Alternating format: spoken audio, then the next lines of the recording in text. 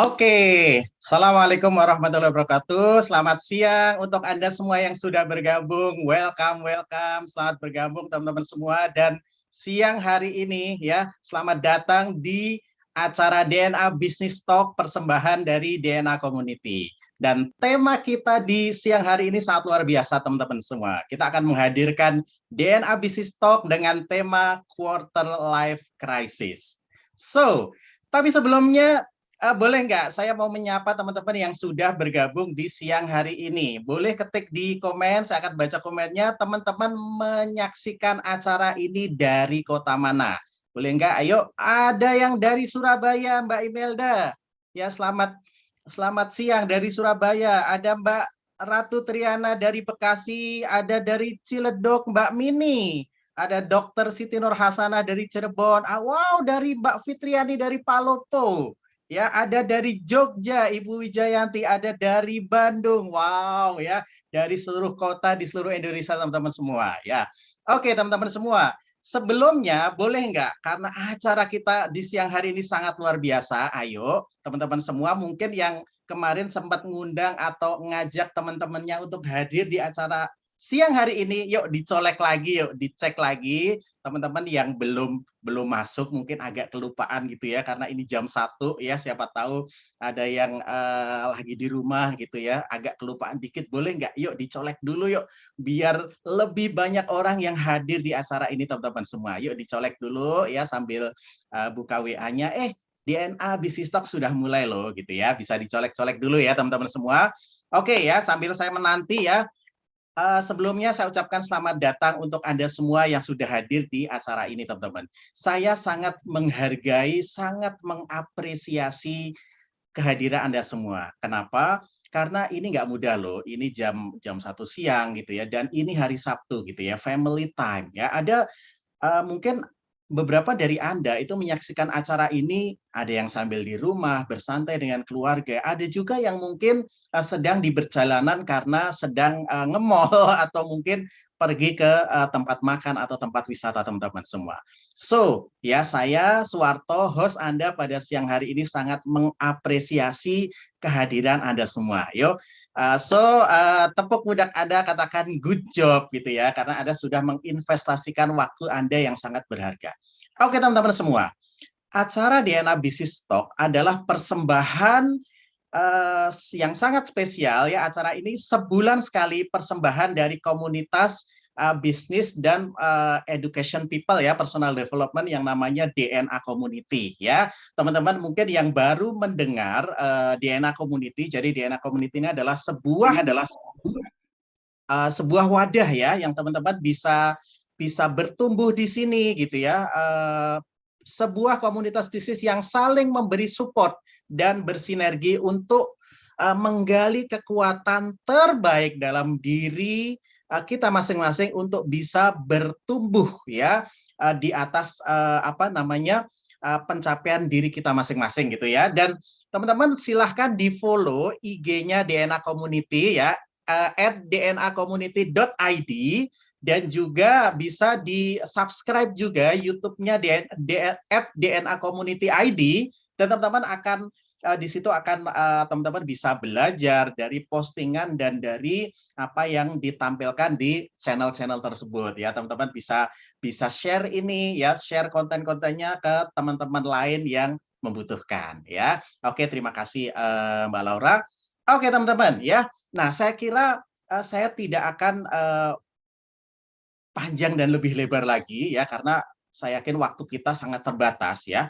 Nah, teman-teman, siang hari ini kita akan membawakan satu topik yang sangat luar biasa, quarter life crisis gitu ya. Apa sih yang mungkin teman-teman baru dengar gitu ya. Jadi quarter itu berarti seperempat gitu ya. Artinya mungkin secara singkat quarter life crisis itu adalah krisis gitu ya yang dialami oleh orang-orang yang di kisaran umur 20-30 tahunan ya, bahkan ada yang sampai usia 35 gitu ya, di mana kita mengalami kegalauan gitu ya, kegalauan tentang masa depan, tentang pekerjaan, tentang kehidupan. Nah, ini yang akan menjadi bahasan di kita di siang hari ini, karena kita tahu teman-teman semua ya kita semua menghadapi satu musibah yang sama, ya, pandemi COVID-19, ya, selama hampir 3 tahun, teman-teman, ya, dari akhir 2019 sampai ini udah 2022 gitu ya. Dan ini berdampak bagi apa ya, bagi banyak sekali dari kita, ya. Apakah teman-teman di sini ibu rumah tangga, apakah teman-teman sini bekerja, bahkan ada mungkin teman-teman yang baru lulus kuliah, baru mau nikah gitu ya. Dan ini sangat berdampak sekali, teman-teman. Dan kita pikir ketika kita awal tahun ini gitu ya, memasuki era yang dimana wow, COVID udah mau selesai gitu ya. COVID udah mau selesai, kayaknya everything will be back to normal gitu ya. Ternyata kita justru dikejutkan dengan tiba-tiba terjadi kenaikan harga. Ayo, pasti ibu-ibu tahu ya berapa harga minyak goreng sekarang gitu ya. Ibu-ibu pasti, aduh iya mas, minyak goreng naik sampai 2 kali lipat. Harga bawang merah, bawang putih, harga cabai 100.000 sekilo. Loh, katanya pandemik udah usai. Nah, ini yang nanti juga akan kita bahas, teman-teman semua. Pandemik udah usai, tapi ternyata beberapa hari yang lalu, bahkan Pak Jokowi, ya, presiden kita, memberikan warning bahwa dalam 1-2 tahun ke depan itu akan terjadi resesi, teman-teman semua, gitu ya. Bahkan 60 negara diprediksi akan mengalami resesi yang itu pasti akan berdampak untuk kita semua, ya. Ditambah lagi, ya benar Mbak Imelda, harga cabai rawit 4 biji 1.000, wah udah kayak beli emas gitu ya. Seperti itu, ya. Bahkan teman-teman semua, akhir-akhir ini teman-teman juga dikejutkan dengan badai PHK di startup, ya. Mungkin ya kami turut berduka juga kalau mungkin ada teman-teman yang masuk di sini, ada yang teman-teman atau saudaranya mengalami hal serupa.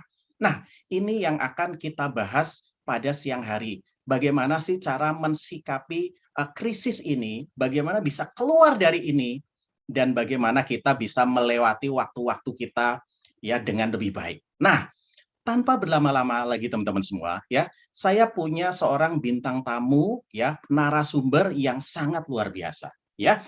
Jadi saya ceritakan sedikit background-nya, ya. Jadi beliau ini seseorang yang sangat luar biasa, ya.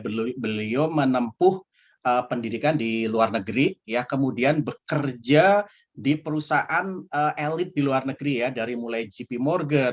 Nah, kemudian PricewaterhouseCoopers, ya, bahkan setelah menikah berdua dengan istri itu bekerja di perusahaan akuntan publik salah satu yang ternama di dunia yang namanya PricewaterhouseCoopers, ya, di New Zealand. Dan beliau sangat nyaman dengan pekerjaannya, ya, bahkan total income-nya itu udah lebih dari 100 juta berdua. Tapi yang terjadi, kemudian beliau memutuskan untuk resign dan membangun bisnis di usia yang sangat muda, usia quarter life gitu ya, usia 20-30. Apa yang terjadi, teman-teman? Ketika udahlah resign berdua, membangun bisnis, kemudian hanya dalam waktu hitungan 1 tahun, kalau nggak salah ya, bisnisnya bangkrut dan menghadapi tuntutan hutang sebesar 7 juta dolar. Wow, ya, 7 juta dolar tuh kalau misalnya yang belum kebayang tuh kalau dirupiahkan 100 miliar Bapak Ibu gitu ya. Wow, besar sekali. Tapi Bapak ini kemudian mampu menghadapi masa-masa quarter life crisis ini dengan sangat tough, ya. Kemudian Bapak ini bisa bangkit, ya, kemudian bisa membangun ulang kehidupannya kembali, bahkan 15 tahun kemudian dari hutang 7 juta dolar berubah menjadi aset lebih dari 7 juta dolar, teman-teman semua. Penasaran nggak? Penasaran nggak? Nah, tapi sebelum saya panggil narasumber kita pada hari ini, saya ingin virtual clap yang paling meriah di komen dong. Saya nggak akan keluarin bintang tamunya kalau belum virtual clap di komen. Ayo semuanya, ayo keluarin virtual clap-nya di komen. Saya mau lihat dulu seberapa excited dengan bintang tamu kita pada siang hari ini. Ayo, ya, saya kok belum. Ayo, lagi-lagi, ayo keluarin virtual clap-nya sebanyak-banyaknya, ya. Keluarin lagi, saya akan memanggil bintang tamu kita yang sangat luar biasa, seorang pebisnis, investor, seorang akuntan, seorang coach, yang sudah membimbing bahkan ribuan orang, bahkan puluhan di antaranya juga menjadi $1 million income earner, teman-teman semua. Oke, lebih meriah lagi ya, langsung aja kita sambut bintang tamu narasumber dan coach kita pada siang hari ini, Pak Roni Suprayogi. Selamat siang Mas Silakan, Marto, apa kabar? Selamat siang kepada komunitas DNA Business Community, apa kabar juga semuanya? Siang Pak Roni, boleh IT di spotlight? Saya belum melihat wajah Pak Roni. Ya, baru. Oke, Pak Roni, apa kabar Pak Roni? Baik-baik, luar biasa, thank you. Terima kasih Pak. Pak Roni, semoga selalu dalam keadaan sehat dan makin sehat, makin glowing, makin semangat nih Pak Roni nih. Oke. Sama-sama. Oke, Pak Roni, sebelumnya saya atas nama Diana Community mengucapkan terima kasih yang sangat mendalam ya atas kesediaan Pak Roni untuk hadir di komunitas kita ini. Saya tahu nih Pak Roni sangat sibuk nih ya gitu, dan saya tahu nih Pak Roni lagi ke bandara teman-teman dan mau traveling, mau flight ke Bali untuk ketemu salah satu kolega bisnisnya dari US ya Pak Roni ya. Ya, benar sekali. Ya. Oke Pak Roni, tapi Pak Roni insya Allah akan punya waktu 1 jam bersama kita teman-teman semua. Nah, langsung aja nih Pak Roni, tadi saya sudah sedikit kenalkan ke Pak Roni. Boleh nggak untuk mempersingkat waktu, saya pengen mendengar cerita dari Pak Roni, kenapa bisa, ini Pak Roni dari ketika di usia-usia quarter life ya Pak Roni ya, sesuai dengan tema kita hari ini, kenapa Pak Roni tiba-tiba dari karyawan, punya income, kayaknya kita ngebayangin income 100 juta itu enak banget, kemudian kenapa bisnis tiba-tiba bangkrut dan meninggalkan tuntutan yang sebegitu besar, Pak Roni? Boleh diceritakan? Terima kasih. Merupakan sebuah kehormatan bisa diundang dan bisa berbicara di sini Mas Warto. Cerita saya itu sebenarnya cukup sederhana. Cerita yang saya miliki ini mungkin juga dialami oleh begitu banyak sekali teman-teman yang ada di sini ya. Saya itu dulu dilahirkan dari sebuah keluarga yang sangat sederhana sekali. Kebetulan kok tetangga saya itu tetangga yang mana seorang pebisnis. Kalau orang tua saya itu cuma pedagang gitu ya, buka toko di pasar. Jadi mungkin kalau di sini misalnya ada yang berasal dari Surabaya, boleh nggak ketik angka 1 gitu ya, kalau yang dari Surabaya atau Jawa Timur. Jadi di sana itu orang tua saya itu buka toko di pasar, namanya Pasar Tambak Rejo atau Pasar Kerampung. Itu pasar tradisional sekali, yang baunya masih bau nggak enak banget. Itu orang tua saya itu buka toko di sana Mas Warto. Nah tapi kok kebetulan waktu itu rumahnya rumah yang jelek di daerah yang bagus gitu ya. Dan tetangga saya itu seorang pebisnis kaya rayanya luar biasa.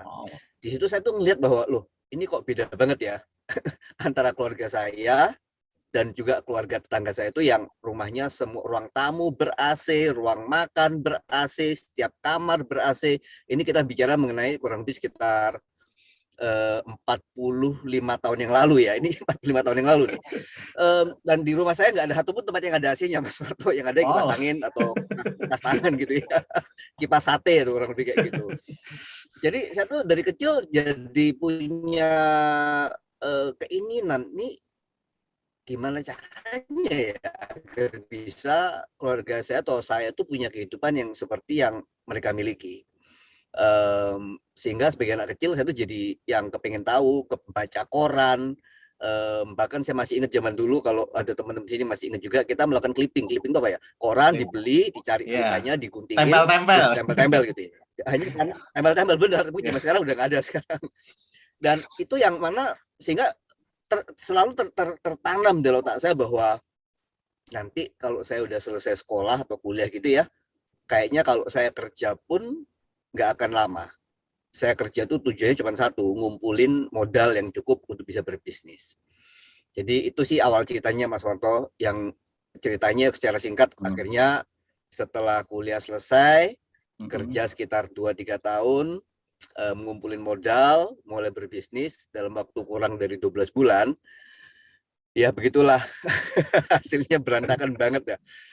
Bukan aja semua modal yang udah ditabung gitu ya, kerja keras selama 3 tahun. Saya dan istri waktu itu total penghasilan kurang lebih sekitar 100 juta rupiah. Ini 20 tahun yang lalu per bulan. Kita tabung, kita pokoknya ngirit dah. forget it, lupain mengenai pamer-pamer, mau punya mobil bagus, mau punya jam bagus, mau nggak, kita sama sekali orang nggak kayak gitu. Semuanya kita tabung untuk bisnis. Sehingga pada saat bisnis kita gagal, itu sakit, kita kehilangan segalanya. Dan bahkan minusnya tuh masih ada tuntutan senilai 7 juta dolar. Jadi ini berasal dari satu hal yang namanya desire, sebuah keinginan yang membara, yang mana membuat kita mencari hal-hal yang mana ada nggak sih caranya, sehingga di masa depan itu nggak harus menjadi seseorang yang terikat dengan pekerjaan seumur hidup. Karena gini, orang tua saya sebagai pedagang itu Senin buka toko, Selasa buka toko, Sabtu buka toko, Minggu buka toko. Buat mereka itu kalau tutup toko artinya kehilangan uang. Betul. Kayak tabu gitu ya, tabu untuk tutup toko sama sekali. Dan mereka nggak bisa meninggalkan tokonya. Seperti itu sih Mas Tor. Jadi ya kehidupan ya seperti itu, dari kecil kepingin gara-gara saya berada dalam melihat sebuah komunitas atau lingkungan kehidupan yang berbeda dan bahkan bisa jauh lebih berbeda. Seperti itu. Wow. Jadi boleh saya simpulkan berarti berawal dari impian masa kecil ya Pak Roni itu, dan yang teman-teman kita bisa belajar ya bagaimana Pak Roni ini benar-benar menggenggam impian masa kecilnya gitu ya. Jadi di saat, karena banyak orang yang punya impian kemudian ketika misalnya wah udah kerja enak punya income 100 juta mungkin ya udah lupa gitu ya, tapi Pak Roni benar-benar nggak lupa bahwa oh ini kerja cuma sementara dan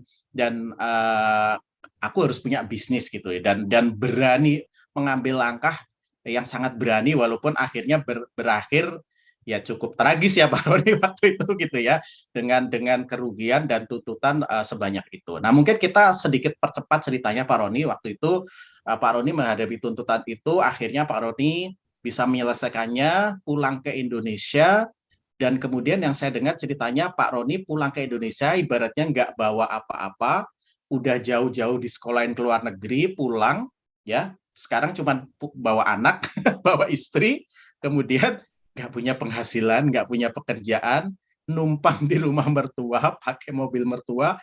Boleh nggak Pak Roni? Itu rasanya kayak apa ya Pak Roni gitu ya? Iya, awalnya terus terang bahkan pada saat perusahaannya mulai, yang perusahaan pertama yang saya bangun itu Mas Warto ya, saya bangun dan benar-benar kita curahkan segenap tenaga, pikiran, harapan, semua uang udah masuk sana semua gitu ya. Dan pada saat gagal tuh bahkan kita kayak takut untuk kasih tahu orang tua terus terang. Karena dari sebuah karir profesional yang bergengsi, yang menghasilkan, terus kita ambil keputusan untuk berbisnis dan akhirnya gagal dan akhirnya menghasilkan hutang malah ya. Itu nomor satu yang ada malunya dulu gitu ya. Malu pasti. Malu dan gengsi dan pokoknya segala macam campur aduk gitu. Tapi ini kok untungnya ya, saya kan orang Jawa gitu ya. So, ada musibah pun ya kok untungnya masih ada untungnya gitu. Untungnya ini semua terjadi pada saat masih muda Mas Warto. Betul. Jadi ini semua terjadi pada saat saya berusia sekitar 30 tahunan gitu ya. Kalau istri saya waktu itu berusia sekitar 25 tahunan, 26 tahunan. Jadi kok untung masih muda. Sehingga kegagalan apapun yang mungkin terjadi, itu kita masih punya semangatnya untuk bisa fight, untuk bangkit kembali dan berjuang lagi.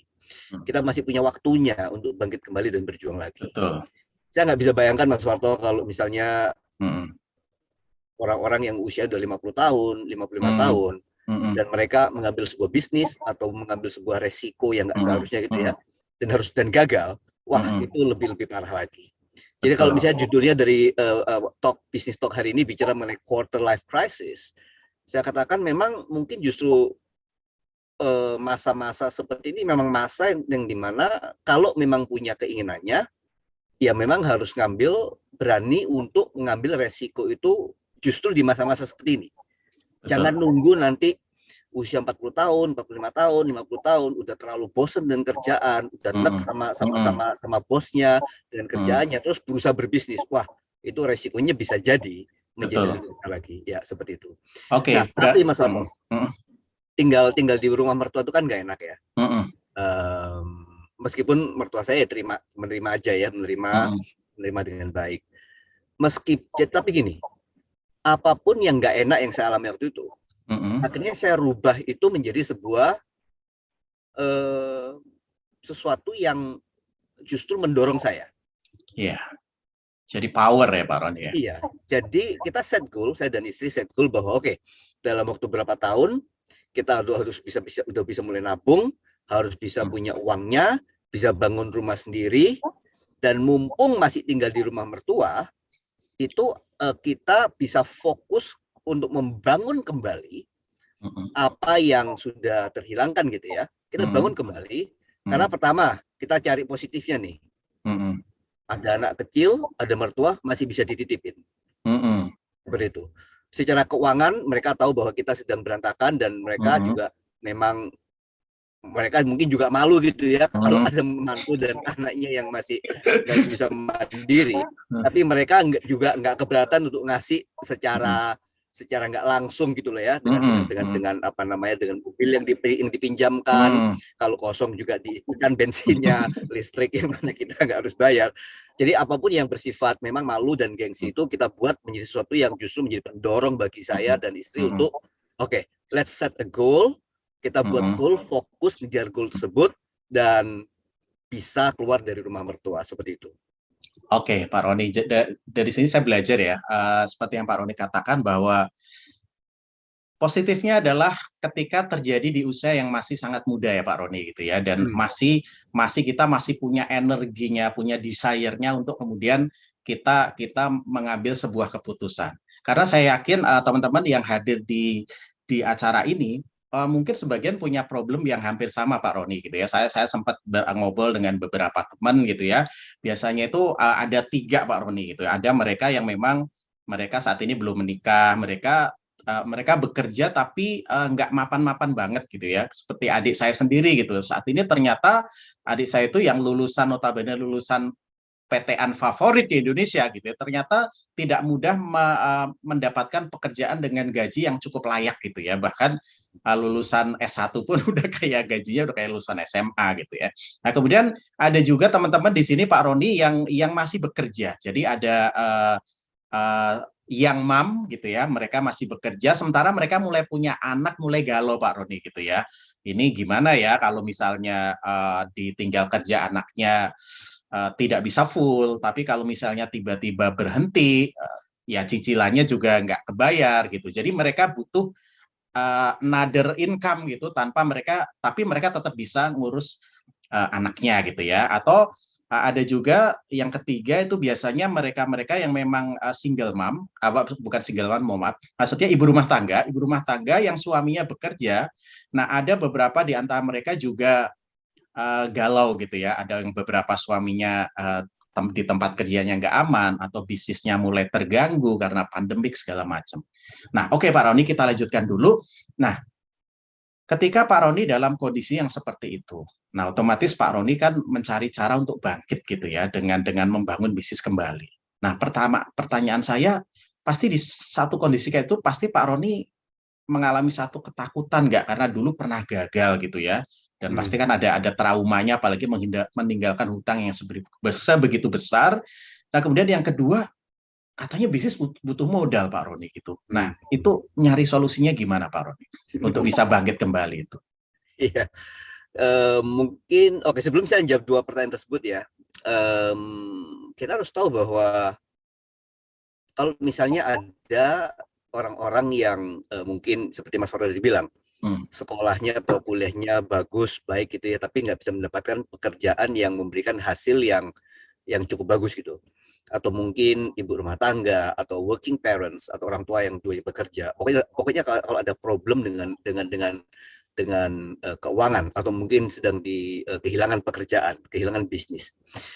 Problem kita tuh terus ada 3 Mas Warto. Jadi orang tuh seringkali nyalain keadaan gitu ya, nyalain bisnisnya, nyalain bosnya, nyalain perusahaannya, nyalain pemerintah, pokoknya siapapun yang bisa disalahin gitu. Padahal kesalahan yang nomor 1 yang salah itu terus terang kita sendiri. Jadi maksudnya gini, seseorang yang lulus S1 dan misalnya nih menerima gaji kayak SMA gitu ya, atau gaji yang kurang layak, yang seharusnya introspeksi itu diri sendiri terlebih dahulu. Yeah. Orang-orang yang mungkin sudah bekerja atau mungkin di bagian pekerjaan dan mereka susah untuk mendapatkan atau nggak siap gitu ya, yang seringkali mereka akan blaming keadaan, menyalahkan keadaan, tapi mereka lupa bahwa nomor satu yang harus diintrospeksi itu diri sendiri. Salahnya nomor satu selalu diri kita terlebih dahulu. Yeah. Kenapa? Karena kita nggak siap. Betul. Karena kita nggak pernah mempersiapkan ini, kita menganggap bahwa kalau udah punya bisnis akan jalan bagus seumur hidup. Kalau udah punya kerjaan, kerjanya akan aman terus seumur hidup. Jadi nomor satu adalah karena kitanya, problem itu ada di kita. Nomor dua adalah problem terbesar adalah karena di lingkungan.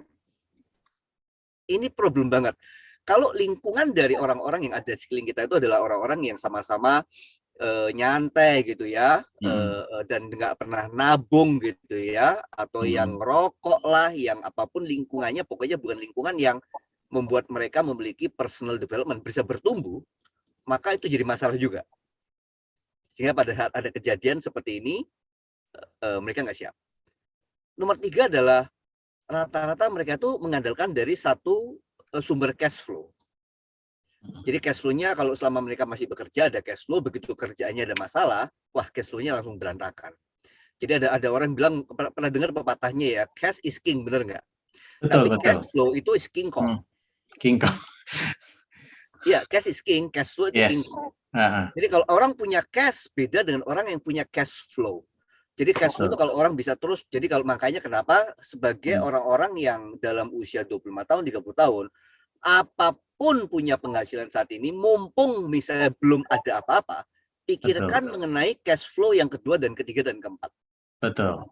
Nggak bisa nyaman seperti itu. Nah, kalau bertanya mengenai caranya untuk bangkit dari trauma itu bagaimana? Terus terang Mas Warto, kalau kita udah di titik yang di nol gitu ya, artinya titik yang paling bawah dan ya udah nggak bisa jatuh lagi gitu ya. Kalau kita udah di titik yang paling bawah udah nggak bisa jatuh lagi, ya udah kita lakukan, saya sih ingatnya gitu ya, karena udah agak lama gitu ya. Saya sih ingatnya bahwa udah melakukan apapun ya udah nggak ada ruginya, udah nggak ada. Saya nggak bisa jatuh lebih parah lagi daripada kondisi saya saat ini. Betul. Yang kedua adalah kalau kita mengenai berbisnis gini loh, bisnis itu yang paling gampang itu apa sih? Bisnis itu paling gampang kalau orang bilang ya ada modalnya. Jadi kalau ada modal itu orang bisa berbisnis, bisa jualan, bisa beli dulu, sehingga kreativitas mereka tuh kurang. Iya. Sehingga daya juangnya seringkali kurang karena mereka berpikir bahwa segala sesuatu kalau ada duit bisa beres gitu. Tapi kalau misalnya kita mau berangkat dari keadaan yang memang nggak cukup uangnya gitu ya, kita tuh selalu bisa mencari bisnis-bisnis yang bahkan nggak usah ngomongin bisnis dulu dah. Kita tuh selalu bisa mencari kegiatan yang menghasilkan cash flow. Betul. Baik itu mungkin saya zaman dulu habis kehilangan bisnisnya itu kan udah kehilangan kerjaan, kehilangan bisnis. Saya tuh kasarnya tuh nyalo, Mas Warto. Calo, makelar ya, Mas? Maklar tuh ternyata dari bahasa Belanda makelaar gitu ya. Maklar.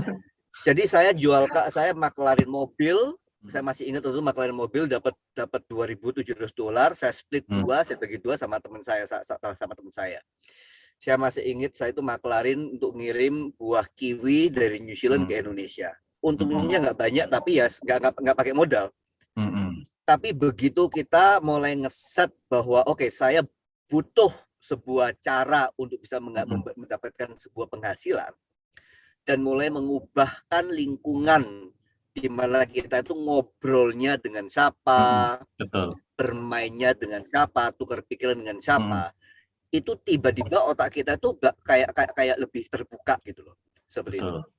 Jadi bisnis terus terang kita nggak usah ngomongin bisnis besar dulu dah.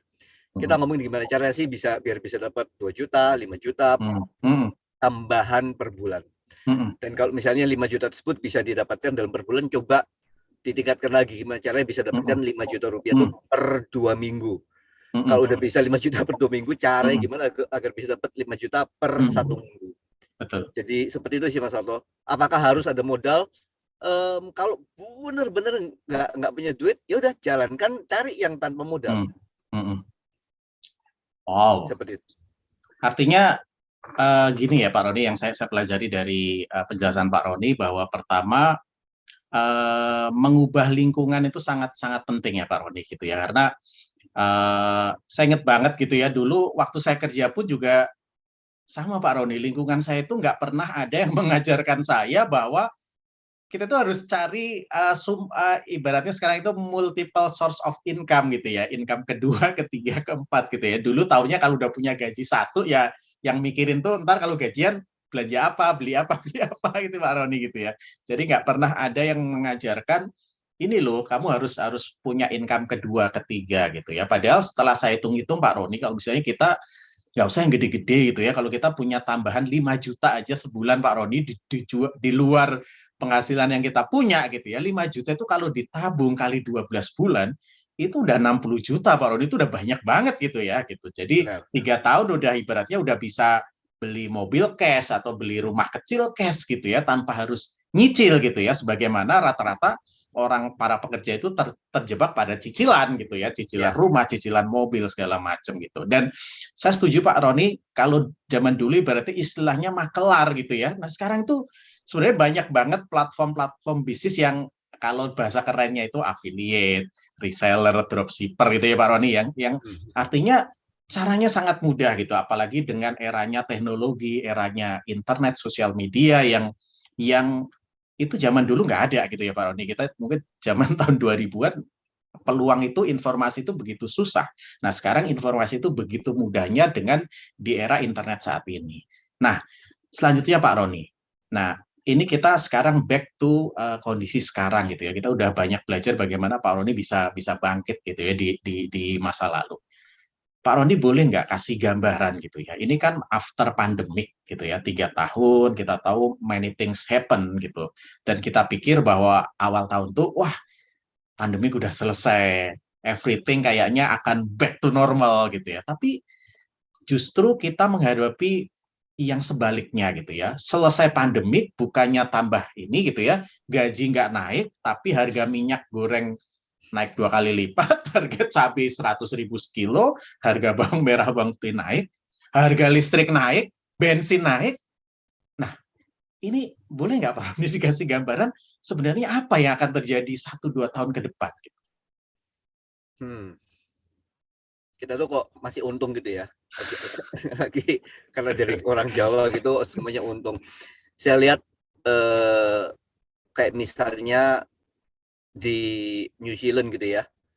New Zealand itu waktu dulu bensin harganya masih 1,2 dolar per liter, Hmm. sekitar 12.000 per liter gitu ya. Saya pikir wah ini udah mahal banget gitu ya. Terus sekarang jadi 3 dolar per liter gitu, naiknya udah 2 kali lipat, lebih dari 2 kali lipat. Indonesia untungnya kok pemerintah masih mau meredam gitu ya, mensubsidi gitu. Hmm. Yang terjadi Mas Warto adalah orang-orang itu 1 tahun gini. Kita kan selalu bicara mengenai takut, banyak negara yang takut resesi ya. Betul. Diperkirakan ada sekian Hmm. puluh negara yang akan resesi dan lain macam sebagainya. Tadi pagi itu saya dapat berita dari teman saya.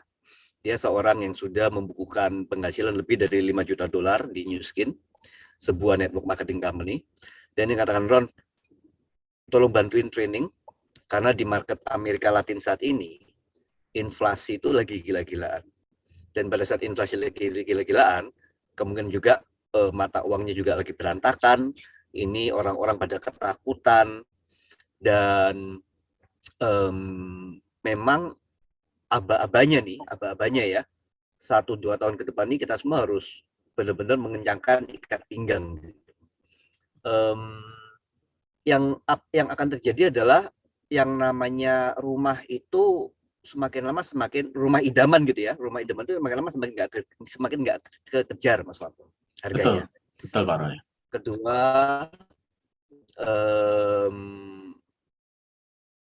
yang namanya semua kebutuhan sekunder Hmm. itu pokoknya semakin lama semakin sulit untuk bisa dipenuhi. Ya. Tapi yang menakutkan itu adalah yang namanya resesi itu kan secara definisi adalah Ya. kalau 2 kuartal berturut-turut GDP-nya itu menurun gitu ya, negatif gitu ya. Ya. Hmm. Saya tuh nggak yang saya tuh gini, saya kan punya beberapa apartemen yang saya sewakan gitu ya. Ini yang menjadi passive income saya gitu, benar-benar pasif. Dan salah satu tenan saya itu seorang petinggi di perusahaan tekstil di Indonesia. Orang India. Dan dia mengatakan, Pak Roni gini loh, apa yang menakutkan tuh gini, pada saat daya beli masyarakat tuh menurun, maka pabrik itu harus memproduksinya harus di-cut. Yeah. Dia bilang selama pandemik itu produksi turun 60%, jadi hanya bisa produksi sekitar 30-40% gitu ya. Wow. Nah, problemnya dengan menurunnya produksi itu adalah kita harus merumahkan pegawai. Terus dia bilang gini, Pak Roni, kamu bayangin ya, kalau industri tekstil, industri kendaraan, mobil, seperti perusahaan besar seperti Astra, terus dan berbagai macam industri lainnya itu mereka kalau menurunkan produksi, artinya mereka harus mecat pegawai. Kalau mecat pegawai, artinya makin banyak orang yang nggak punya yang namanya disposable income, nggak punya income yang bisa dibuat untuk dibelanjakan. Yeah. Artinya apa? Artinya begitu kita memasuki resesi gitu ya, itu banyak perusahaan-perusahaan yang semakin lama semakin tutup. Jadi bayangin ya, perusahaan yang mensuplai pabrik tekstil itu berapa banyak? Perusahaan yang mensuplai Astra berapa banyak? Belum lagi pegawai-pegawainya. Terus pegawai-pegawai dari perusahaan yang mensuplai Astra dan pabrik-pabrik itu punya pegawai berapa banyak yang harus dirumahkan. Jadi gini, menakutkan sekali 1-2 tahun ke depan ini. Kalau kita pertama nggak punya tabungan, atau kalau kita hanya mengandalkan satu penghasilan dari gaji saja gitu ya. Income, ya, satu income dari gaji sebagai seorang pegawai. Itu menakutkan banget. Jadi apakah ini akan menjadi sesuatu yang seberapa parah apa enggak, saya nggak tahu. Tapi menurut saya sealangkah bijaksananya kalau kita mulai berusaha untuk mencari lingkungan yang mana bisa mulai mengajarkan untuk bisa enterprising, untuk bisa berkarya, berwira swasta, berjualan. Itu sih. Oke, Pak Roni. Nah, ini mungkin yang menyambung yang penjelasan Pak Roni ya soal situasi saat ini. Boleh nggak dikasih tips nih gitu ya? Ini sebagai pertanyaan terakhir ke Pak Roni sebelum kita nanti bisa tanya jawab ya teman-teman. Nanti bisa disiapkan beberapa pertanyaan yang nanti kita pilih ya untuk ditanyakan ke Pak Roni. Nah, dengan Pak Roni tadi bilang bahwa situasi mungkin tidak menjadi lebih baik dalam 1-2 tahun ke depan. Kemudian ya cara terbaik ya kita siap-siap gitu ya. Nah, kira-kira untuk para hadirin di sini nih Pak Roni ya, mungkin sebagian besar adalah yang mom gitu ya. Nah, yang mungkin belum pernah berbisnis atau apa gitu ya. Itu apa sih yang Pak Roni yang perlu mereka persiapkan gitu? Apa yang mereka harus siapkan, harus pelajari, harus lakukan untuk menghadapi situasi 1-2 tahun ke depan ini Pak Roni? Apa yang harus mereka lakukan ya? Pertama adalah ngambil keputusan dulu, Mas Farto. Maksudnya banyak orang yang nggak mengambil keputusan lu berubah. Banyak orang yang merasa bahwa udahlah tarsok gitu ya. Enggak lah, ini semua nggak akan ada apa-apa. Enggak lah, aku masih aman. Enggak lah, penghasilan dari suamiku masih oke gitu ya. Enggak lah, tabungan masih ada gitu. Saya tuh teringat bahwa kita tuh kan semua orang itu kan selalu mengikuti sebuah alur ya Mas Farto ya. Alurnya itu bisa yang pertama adalah dari dulu waktu kita masih mahasiswa itu kan no income no kids, itu tahapan pertama gitu. Pada saat mulai lulus kuliah mulai ada single income no kids, SINK, single income no kids. Terus waktu mulai pacaran, terus mulai menikah itu mulai jadi double income no kids, itu DINK, DINK, DINK. Jadi dari think terus jadi DINK. Ini double income no kids ini biasanya yang terbaik. Dan di sini kalau misalnya kita bisa menabung karena punya double income dan nggak punya penghasilan penghasilan 2 kali lipat, tapi pengeluaran itu jadi 1. Ini yang terbaik. Tapi masalah adalah orang-orang yang DINK ini yang mungkin kalau yang di quarter life ini yang usia 25 tahun 30 tahun belum punya anak, masalah itu selalu jadi sasaran bombardir dari berbagai macam iklan-iklan untuk mereka mau keluar uang agar punya handphone yang lebih baru, mobil yang lebih baru, segala macam kemewahan yang lebih baru. Kalau mereka nggak hati-hati pada saat double income, no kids ini, mereka nggak bisa nabung dengan baik. Terus sesudah itu tahapan mereka berikutnya masuk ke tahapan yang namanya single income with kids. Ini masalah. Iya. Bukan saja income-nya menurun dari double income menjadi single income, terus tiba-tiba pengeluaran meningkat karena mulai punya anak, mulai with kids. Ada juga yang lebih parah lagi, single income, namanya singkep, single income with kids and parents. Wow. Yang mana bukan saja mereka single income, suami bekerja, istri jaga anak, tapi karena orang tuanya mungkin ada berbagai macam kendala, kejadian yang mana mau nggak mau harus ikut di support kehidupannya. Single income. Sandwich ya Pak Roni ya. Wah itu berantakan banget. Berantakan banget. Jadi harus tahu bahwa orang itu pasti akan ngikutin salah satu dari yang ini alurnya. Dan kalau kita nggak siap untuk nggak mempersiapkan diri kita dengan baik, suatu saat mereka tiba-tiba berada dalam suatu situasi yang mana udah tulet, kasep, terlambat, dan jadinya nanti kan nyalahkan yang enggak gitu ya. Jadi kalau nasihat saya yang pertama adalah harus buat keputusan dulu Mas Toto. Step pertama harus decide, make a decision, keputusan bahwa aku harus bisa mencari sumber penghasilan yang kedua atau yang ketiga atau yang keempat. Make decision dulu. Karena yang namanya buat keputusan itu bukannya hari ini ya terus besok nanti nggak jadi dah, kemarin salah aku buat keputusannya, atau nanti minggu ini ya, minggu depan enggak, minggu depannya ya lagi, minggu empat. Jadi kalau orang buat keputusan itu ya udah sudah dibuat keputusannya dan berpegang teguh terhadap keputusan tersebut. Tus gitu ya Pak Roni ya, bukan kiwir-kiwir ya. Benar. Kalau kiwir nanti susah. Dan nanti mereka jadinya kerasa, wah aku dibohongin, wah ini kok nggak berhasil. Enggak, bukannya nggak bisa. Problemnya adalah keputusannya itu nggak bulat gitu. Itu problemnya. Jadi mau ibu rumah tangga situasinya, atau mungkin nggak pernah bekerja sebelumnya situasinya, apapun situasi yang ada, situasi yang nggak punya uang pun, situasi yang dalam keadaan minus pun, nomor satu buat keputusan bahwa pasti dan mau berubah untuk mencari sumber cash flow yang ada. Jadi pikirannya ya jangan mikir langsung 50 juta, 100 juta, enggak, coba the little things. Karena orang-orang yang kalau mereka nggak bisa setia, kecil loh. Kalau yang kalau hal yang kecil aja nggak bisa setia untuk melakukannya. Jadi orang udah ngambil keputusan nih, buat keputusan Mas Sarto.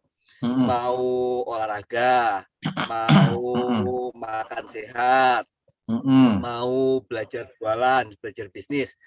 Tapi yang hal kecil aja nggak bisa setia untuk melakukannya setiap saat, setiap hari, nggak peduli kondisi seperti apa.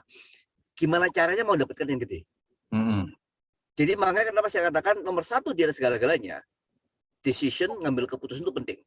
Nanti step yang kedua, yang ketiga, dan keempat itu terserah nanti dia ketemu lingkungan seperti apa, komunitas seperti apa. Betul.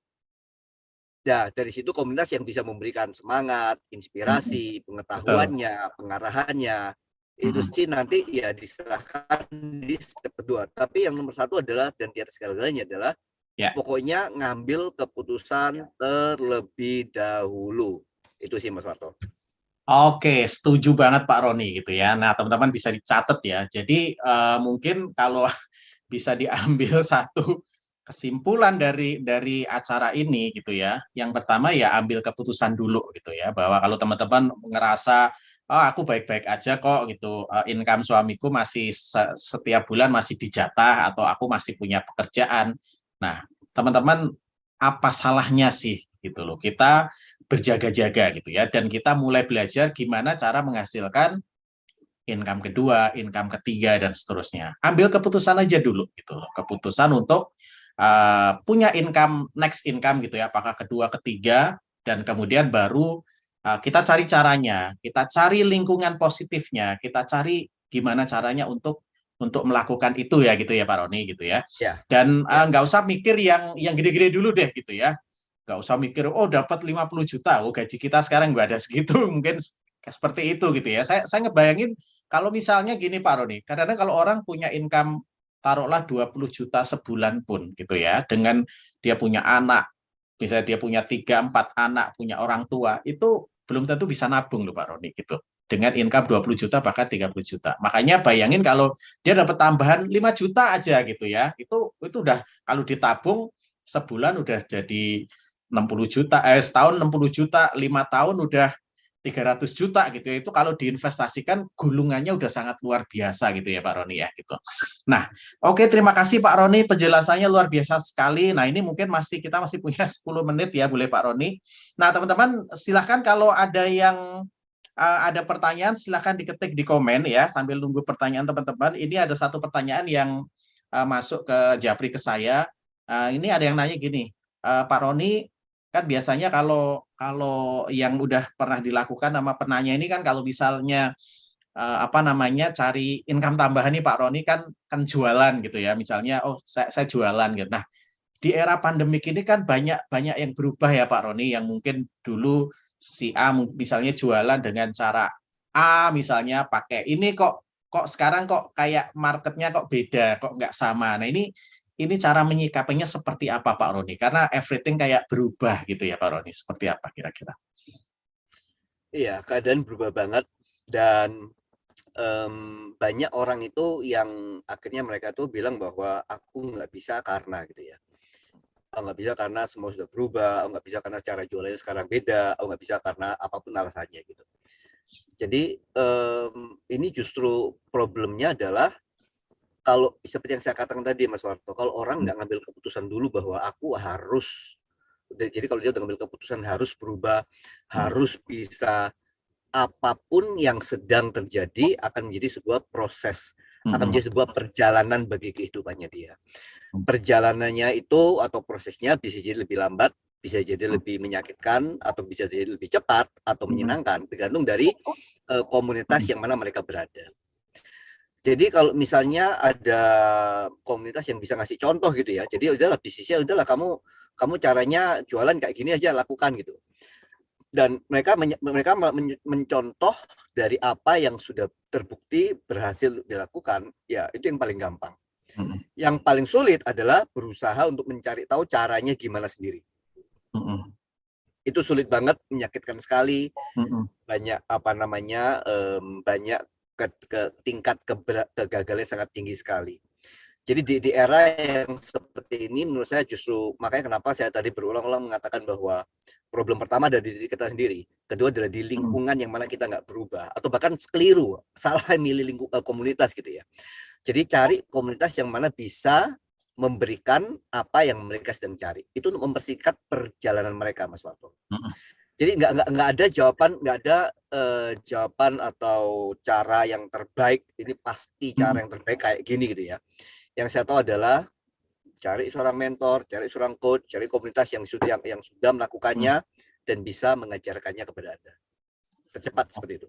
Oke, ya saya terima kasih Pak Roni, luar biasa jawabannya. Saya jadi ingat salah satu penjelasan di channel YouTube-nya Dr. Indrawan ya, salah satu strategik bisnis itu juga bilang gitu, yang namanya bisnis itu adalah infinite game ya Pak Roni gitu. Artinya tidak ada satu cara baku, mau jualan, mau bisnis gitu ya.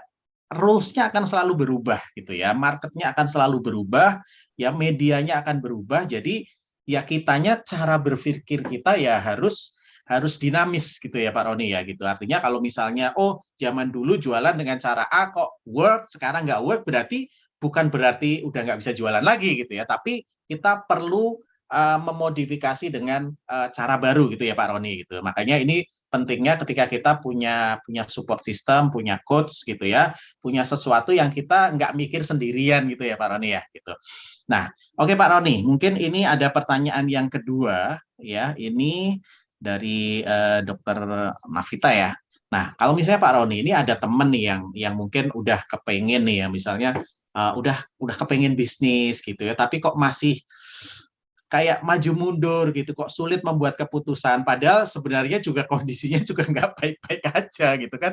Sering sekali Pak Roni itu ibaratnya orang udah tahu mau dipukul tapi karena belum kena itu kayak nunggu gitu loh Pak Roni gitu, kayak masih maju mundur. Nah ini kira-kira advice-nya seperti apa Pak Roni gitu? Apa dia perlu baca apa atau dia perlu kemana atau seperti apa Pak Roni untuk dia bisa bisa ngambil keputusan gitu? Mungkin ini kalau dari saya mungkin Hmm. apa namanya bukan sesuatu yang terbaik, tapi mungkin sesuatu yang bisa dilakukan adalah kalau seseorang belum bisa ngambil keputusan, itu pasti ada sesuatu yang mereka masih mengganjal dalam hati mereka. Jadi mungkin itu mengenai trust, rasa kepercayaan itu terhadap bisnisnya, atau mungkin masalah uang, atau mungkin masalah apapun yang mana mereka nggak bisa truthful, mereka itu nggak bisa terus terang kepada yang menawarkan bisnisnya gitu Mas Warto. Jadi kalau menurut saya sih pribadi, kalau memang memiliki pertemanan dan relationship yang cukup baik, jujur aja dengan mereka. Jujur itu bisa ngobrol misalnya seperti ini, boleh nggak aku tahu, ini kan aku tahu kamu tertarik dengan bisnis, aku tahu kamu membutuhkan uangnya. Apa sih satu hal yang paling membuat kamu tuh yang mengganjal buat kamu, sehingga kamu masih belum bisa ngambil keputusan untuk berjalan penuh bersama-sama dengan saya dalam bisnis ini. Itu satu pertanyaan adalah bisa tanya mengenai apa sih satu hal yang paling ganjal buat kamu.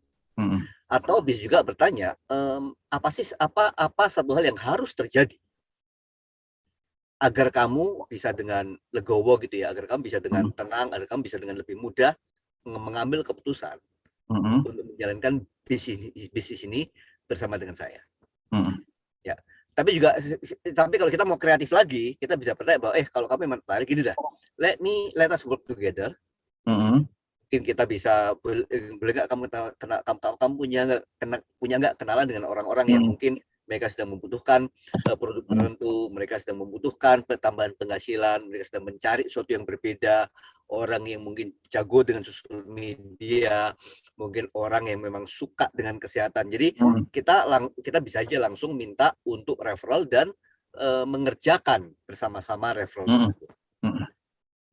Oke, yang pasti harus dicoba ya Pak Roni gitu ya, karena kadang-kadang ada sesuatu hal yang mungkin belum kita gali ya dari teman atau partner bisnis kita, kenapa dia masih belum belum mantep gitu ya untuk ngambil keputusan ya Pak Roni. Nah mungkin ini pertanyaan terakhir ya Pak Roni. Ini pertanyaan terakhir ya teman-teman ya, karena waktunya udah mau habis. Nah ini dari Pak Zainal ya, Pak Mas atau Pak Zainal nih gitu ya. Nah ini mungkin simpelnya gini Pak Roni. Biasanya kalau orang itu mikirnya kalau ini ngambil bisnis yang mana ya gitu. Kalau bisnis yang risikonya kecil, biasanya hasilnya juga kecil gitu. Ada bisnis yang kalau income-nya gede, risikonya gede gitu. Atau mungkin ada sebenarnya Pak Roni yang bisnisnya risikonya kecil gitu ya, tapi potensi income-nya gede. Nah, menurut Pak Roni gimana? Very good question, karena ini pertanyaan yang nggak banyak orang pikirkan gitu ya. Jadi saya tuh sekitar 3-4 tahun yang lalu tuh menghadiri sebuah seminar. Saya tuh bayarnya, programnya itu saya bayar $100.000. Wow. Ya itu sampai waktu bayar sampai agak mimisan gitu, berdarah-darah gitu. $100.000 itu berarti 150 juta ya Pak Roni ya? 1,5 miliar. Oh iya, 1,5 M guys. Oh my God. Jadi ini program setahun yang mana memang ada 3 seminar khusus gitu ya. Wow. Terus dia salah satu yang saya pelajari adalah ada yang namanya asymmetric risk, resiko yang tidak simetris. Jadi dia bilang justru orang-orang terkaya di dunia itu mereka itu memasuki sebuah investasi atau sebuah bisnis kadang-kadang dengan yang namanya resiko yang tidak simetris. Artinya mereka bahkan masuk dengan modal yang sangat kecil sekali atau hampir nggak ada modal, tapi dengan potensi income yang gedenya luar biasa yang hampir nggak ada batasnya. Dan itu benar-benar membuka mata saya. Oh ternyata permainannya orang-orang yang super rich itu beda dengan permainan kita. Game kita tuh seringkali kita terpaku dalam sebuah sebuah blueprint yang seringkali digembor-gemborkan bahwa untuk uang, untuk bisa need money to make money. Hmm. Terus kalau resikonya nggak gede, maka hasilnya nggak bisa gede. Ternyata itu semua omong kosong doang gitu ya. Dan kebanyakan orang justru beroperate dengan sebuah landasan kepercayaan yang salah. Yang asimetrik risk ini mengatakan bahwa dengan resiko yang kecil, tetap aja bisa menghasilkan sebuah potensi yang begitu luar biasa besar sekali. Jadi kalau melihat dari salah satu sumber penghasilan saya gitu ya, cash flow saya terbesar gitu ya, di mana untuk modal terbesarnya yang keluar waktu itu kalau nggak salah cuma 1.000 atau 2.000 dolar, saya nggak ingat. Tapi per hari ini bisa menghasilkan total penghasilan udah lebih dari 5 juta dolar US. Total penghasilan. Bukan penjualan ya, total penghasilan. Income ini yang bersih ya namanya Pak Roni. asymmetric risk. Income bersih. Nah, jadi asymmetric risk adalah resiko itu dari mana? Resiko adalah kalau kita keluar uang modal berapa banyak, maka ya resikonya ya sebesar itu gitu ya. Betul. Dan bagaimana seandainya bahkan kalau misalnya nggak ada resiko bagaimana? Oh, permainannya beda lagi. Permainannya adalah sebuah game yang mana ada orang-orang yang mana mereka memang berbisnis bahkan tanpa modal. Ya. Jadi kita harus bisa keluar dari segala macam pemikiran-pemikiran bahwa harus begini, harus begitu.